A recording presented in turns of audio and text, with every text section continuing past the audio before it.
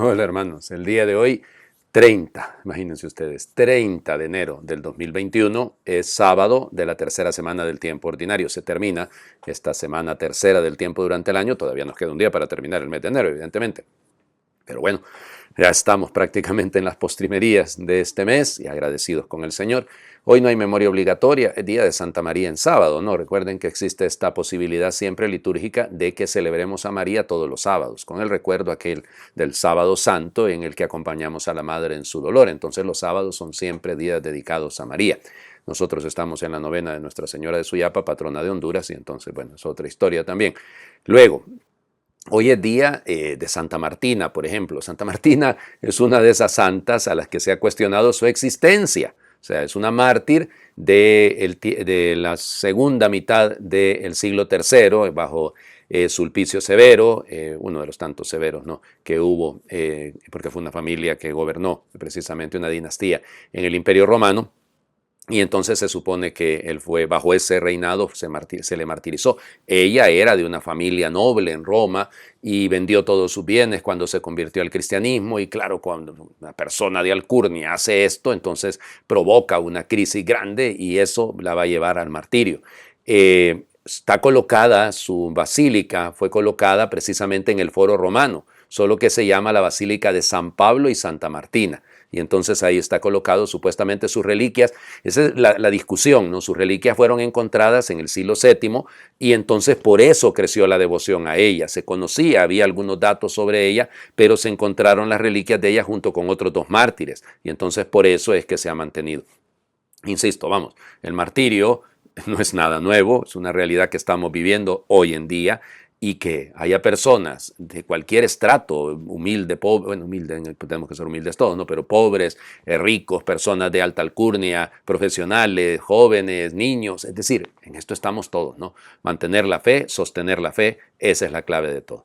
Hablando de fe, la carta a los Hebreos hoy, capítulo 11, leemos, es una lectura litúrgica, entonces vamos a leer primero capítulo 1 al 2 y luego nos vamos a saltar del 9 al 18, del 8 al 19, perdón. Hermanos, la fe es la forma de poseer ya desde ahora lo que se espera y de conocer las realidades que no se ven.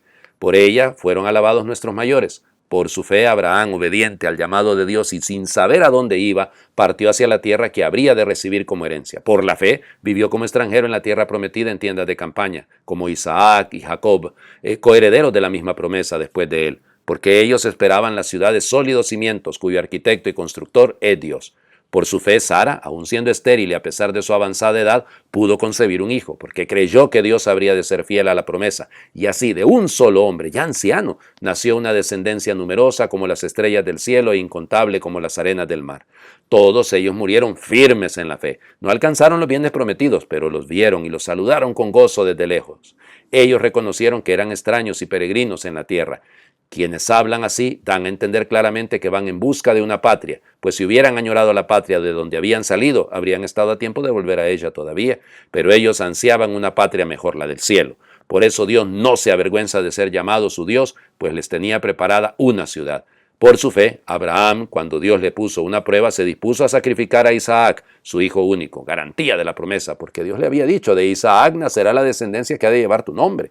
Abraham pensaba en efecto que Dios tiene poder hasta para resucitar a los muertos, por eso le fue devuelto Isaac, que se convirtió así en un símbolo profético.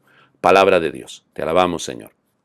Por la fe, por la fe, por la fe. Estamos hablando de una carta a los hebreos, entonces es lógico que el autor gire mucho en torno a la figura del padre del mundo hebreo. Abraham, entendido en ese sentido, ¿no? No tanto Moisés. Y Sara, la figura de la descendencia, la figura de la promesa de Dios. Abraham, Isaac, Jacob, o sea, todo esto nos está hablando de una historia.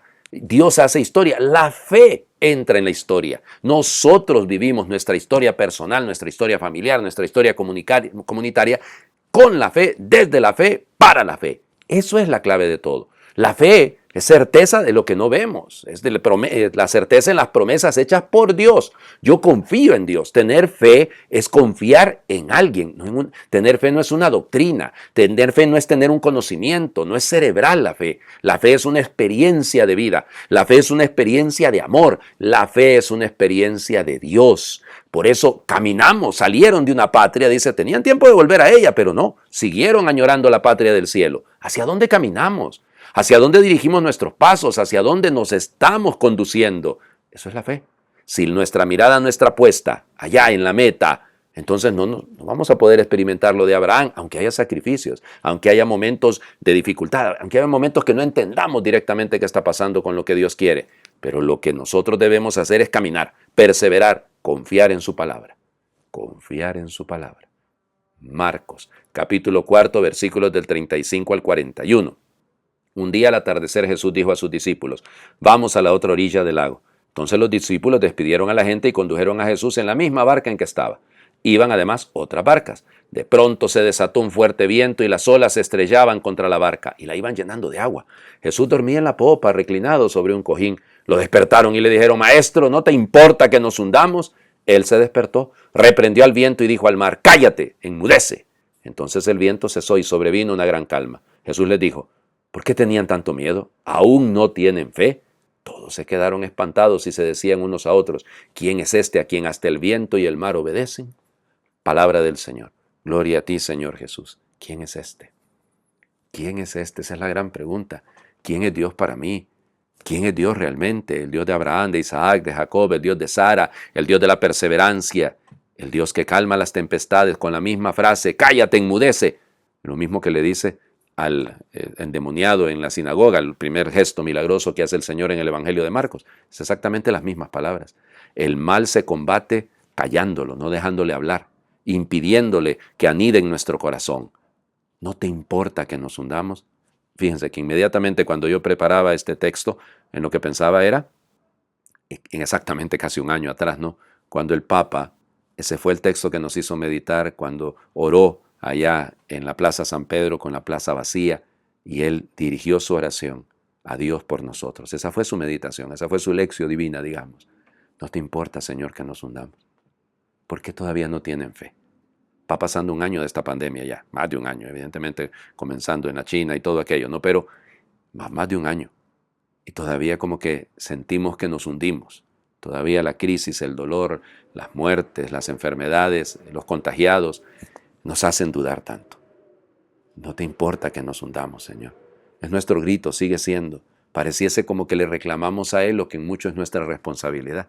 Lo que en mucho no es culpa de Él, porque nunca lo va a hacer, sino nuestras actitudes y nuestra manera de enfrentarnos a la naturaleza, nuestra manera de enfrentarnos a la falta de solidaridad, de fraternidad. Ahí está el problema. ¿Confiamos o no confiamos? Todavía no tienen fe, dice el Señor Jesús. Ojalá y podamos responderle, sí, Señor. Está creciendo, Señor, tennos paciencia. Así como la lectura de ayer del granito que va creciendo, de la semillita que va creciendo, pues, que va germinando y demás. Así tiene que ser nuestra fe. Vivimos una tormenta muy dura, estamos pasando momentos muy difíciles, pero Él va en la barca. No lo echemos de ella, no dudemos de Él. Él está, solo que no hace magia, solo que Él no hace las cosas automáticas. Recordemos la lectura de ayer. Perseverancia, fidelidad, paciencia. Oremos. Muchos dicen que en esta barca vamos más que nunca a la deriva, que es muy antigua y nada atractiva, que ha perdido seguridad y rumbo, que hace aguas por todas las esquinas a pesar de sus arreglos y proclamas, y que sus timoneles desconciertan a quienes se acercan con fe y ganas. Dicen que solo ofrece palabras, que coarta la libertad y la gracia, que ata en nombre de Dios la esperanza anunciándose servidora humana, y que se cree tan verdadera y necesaria que las personas honestas y sanas acaban dejando que pase. Y aunque se pase las noches bregando, no pesca nada en las aguas que surca, ni puede compartir con otras barcas las fatigas y gozos de las grandes redadas. Lo único que le queda en esta travesía antes de quedar varada en la orilla es remar mar adentro y echar las redes siguiendo tu consejo y palabra. Y sin embargo esta barca, tan llena de miserias, tan humana, tan poco atractiva y desfasada, a la que ya pocos miran y es objeto de risas y chanzas, es la que me llevó por el mar de Galilea y me enseñó a no temer tormentas y a descubrirte sereno en la popa. Esta barca, a la que tú te subiste, para hacerme compañía y prometerme ser pescador y entrar en tu cuadrilla. Todavía recibe ráfagas de brisa y vida, y es, aunque no lo comprenda, mi casa, mi hogar, mi familia, para andar por los mares de la vida, a ritmo y sin hundirme, con la esperanza florecida. Amén. La barca de la iglesia sigue bregando. Hace agua, sí, por todas partes, por culpa nuestra que somos malos remadores. Pero el agua sigue estando ahí, pero nunca nos va a hundir mientras el Señor esté con nosotros. Feliz fin de semana, que Dios les bendiga. Feliz sábado para todos.